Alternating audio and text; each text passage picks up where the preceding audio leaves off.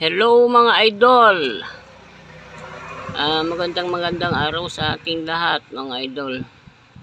Ito yung aparato na ipinagpapalit sa akin ng aparato mga idol.